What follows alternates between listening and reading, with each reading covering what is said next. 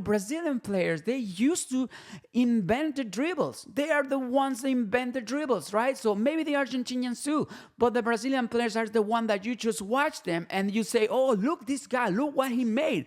He built his play, he'll dribble like no one else in the world did.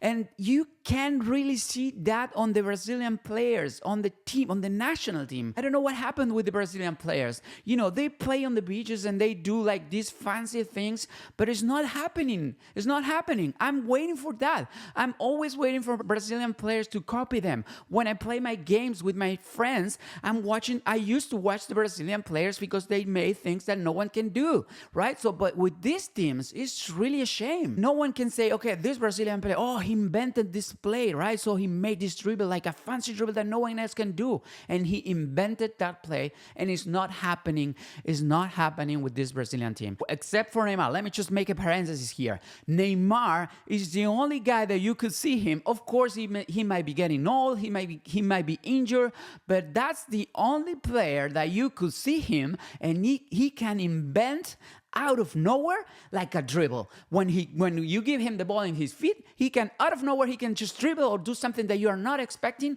and no one else could do that, or no one else had done that before. It's that kind of Brazilian player, and Brazil is not really bringing those players into the national team because I don't know if these players are not in the Brazilian league. They're not coming out from the scouting lower division in the big teams in São Paulo like this year, or even Corinthians or Palmeiras. Maybe those lower divisions are not bringing those Brazilian players that used to be like the Brazilian players that, again, I don't want to sound repetitive, but those Brazilian players that used to invent the plays, the dribbles that you will get magnified, that you will open your eyes because you will see that Brazilian player just doing something different that no other player can do. It's really disappointing for the Brazilian team, going home very early again on the World Cup.